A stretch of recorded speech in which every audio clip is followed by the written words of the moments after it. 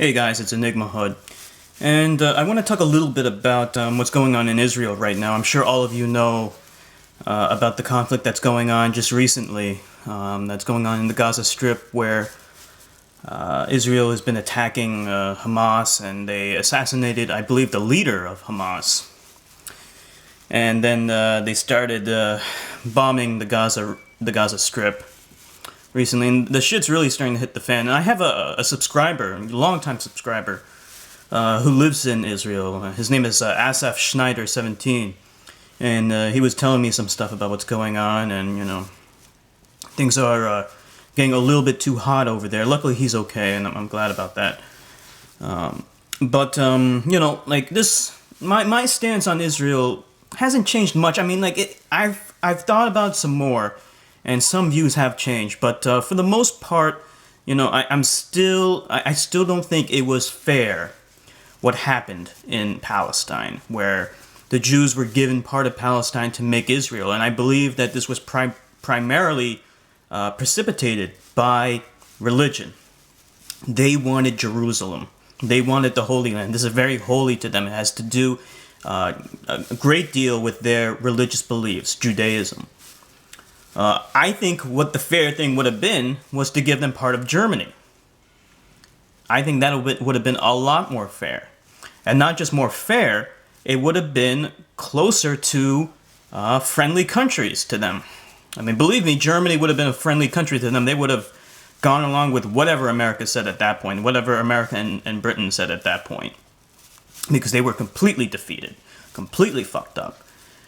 And, what did Palestine have to do with the genocide? What did they have to do with the Holocaust? Nothing. And these idiots, in their great wisdom, thought it was a good idea to put a Jewish state surrounded by Muslim enemies. Are you fucking out of your fucking mind? And because of their stupidity, because of that initial stupid decision, we have had decades of conflict in that region, all because of the creation of this one state. It was a really, really stupid fucking decision that was influenced directly by religious doctrine. And that's my main issue. I mean, the damage is done. What can you do about it except taking, just forcing those Germans, taking a big chunk of Germany out and giving it to the Jews. But even the Jews, they don't want to leave, because that's their home. Who wants to leave their home? I understand that, but, you gotta think about the bigger picture. This conflict's not gonna end unless one side's completely defeated. And Israel's surrounded by numerous countries that hate them. It's not just Hamas. It's not just a small group of people. It's a lot of people. And the fact of the matter is, most Muslims support Hamas. Even the moderates, okay? Trust me. They think it. I know some Muslim people, and these are very non-religious Muslims too. They aren't hardcore Muslims, but they are Muslim, and they think that they definitely do not support Israel at all. And these are people from Pakistan. What does Pakistan have to do with Hamas and Palestine? Nothing. Nothing. So you have an entire religion that's against Israel. The fuck? Now, I did mention before that some of my views have changed. Mostly I was thinking about, I understand why the Jews want Israel. It's kind of the same way that I wanted Sri Lanka to win the civil war in Sri Lanka. It has to do with nationalism. It's an emotional thing. It's an emotional tie. There are really no good rational reasons for supporting a country. It's an emotional thing. And I've come to accept that. The Jews, they love their Israel and want to butt fuck it. Okay, whatever. And I can kind of accept that from because Israel and India, for example, do have good relations, because Pakistan's a Muslim country and they don't like Muslim people. So that's a potential enemy for them. So Israel does have good relations with India.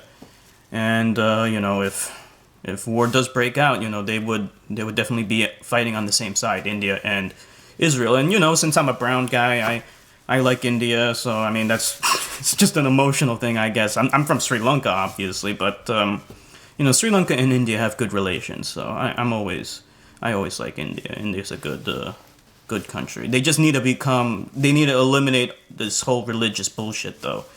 Really, the problem is mostly Islam, though, if I'm honest. I mean, it's the extremist fundamentalism comes from that religion.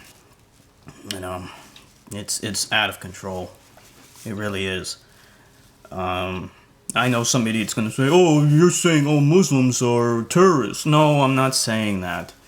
But the fact of the matter is, a lot of extremist religious fundamentalism comes from Islam. Okay, it comes from other religions too, but I mean, in India, it comes from Islam mostly, not from Hinduism. Yeah, so, you know, if Israel can become more secular and just kind of eliminate Judaism completely and become an atheistic country that, you know, like, and has good ties and good relations with India, then, you know, so be it. Whatever. This is a politics. You know, you got to put politics before, you know, your emotional stance. But my emotional stance still stands. I really don't think that Israel should have been put in Palestine in the first place. I think that was a huge mistake and a stupid decision. And, you know, like, what's happening with Hamas, like, you can't blame the Palestinians for wanting their country back. I mean, like, what do you think the Americans did during the Revolutionary War? They did the same fucking shit to the British. They were committing acts of terrorism. Except the Americans didn't see it as terrorism. They saw it as revolution. That's the way that Hamas sees it. One person's terrorist is another person's freedom fighter. It's all a point of view issue. That's why I say you can't really remove emotion when it comes to nationalism and patriotism and stuff like that. It's intrinsically tied. And like I said before, this conflict's never going to end until one side is completely defeated. You know, unfortunately, that's how it is. Like, when did the fighting stop in Sri Lanka? It only stopped when Sri Lanka defeated the LTTE, when LTTE was completely defeated. It did not stop until then. Between that and when the war began, it was constant fighting, never ending, and it was horrible. Anyway, post what you guys think. I do want to know what you guys think, you know, whatever, just put it in the comment section. This is Enigma Hood signing off.